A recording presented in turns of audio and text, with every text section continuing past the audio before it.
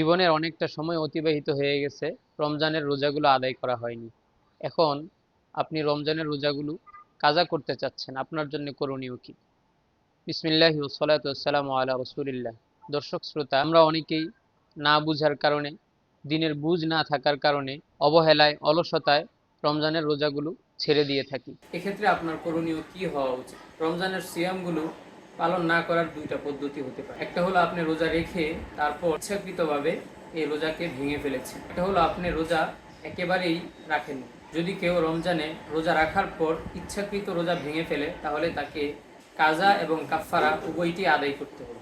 আর যদি আপনি একেবারেই রোজা না রেখে থাকেন, তাহলে আপনার কাফফারার প্রয়োজন হবে না। যতগুলো রোজা আপনি ছেড়ে দিয়েছেন, সবগুলো রোজার বিনিময়ে একটি করে রোজা কাজা আদায় করে নিতে হবে। তবে ইচ্ছাকৃতভাবে রমজানের রোজা ছেড়ে দেওয়া খুবই মারাত্মক কবিরা গুনাহ। হযরত আব্দুল্লাহ ইবনে মাসউদ রাদিয়াল্লাহু তাআলা আনহু এবং হযরত আলী রাদিয়াল্লাহু তাআলা আনহু থেকে বর্ণিত আছে, রাসূলুল্লাহ সাল্লাল্লাহু আলাইহি ওয়াসাল্লাম বলেছেন, কেউ যদি রমজানের একটি রোজা ছেড়ে দিল, সে যদি সারা জীবন ভর রমজানের এই রোজা কাফারা স্বরূপ রোজা রাখতে থাকে, তারপরেও রমজানের একটি রোজার সমান হবে না। এখন প্রশ্ন হলো, আমি এই পর্যন্ত কত রোজা ছেড়ে দিয়েছি তার নির্ধারিত কোনো পরিমাণ আমার জানা নেই। আপনি যদি একেবারেই পিছনের জীবনে রোজা আদায় করে না থাকেন, সেক্ষেত্রে আপনি আপনার বৎসরগুলো হিসাব করে প্রতি রোজার বিনিময়ে একটি করে রোজা কাজা করে নেবেন।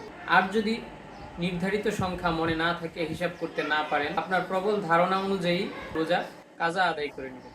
তবে অবশ্যই এই ক্ষেত্রে কায়েম অনুবাক্যে হৃদয়ের গভীর থেকে আল্লাহ রাব্বুল আলামিনের কাছে তওবা করা জরুরি, এবং সামনের জীবনে যেন কখনো এমন না হয়, সেক্ষেত্রে আল্লাহ রাব্বুল আলামিনের সাহায্য চাওয়াও জরুরি।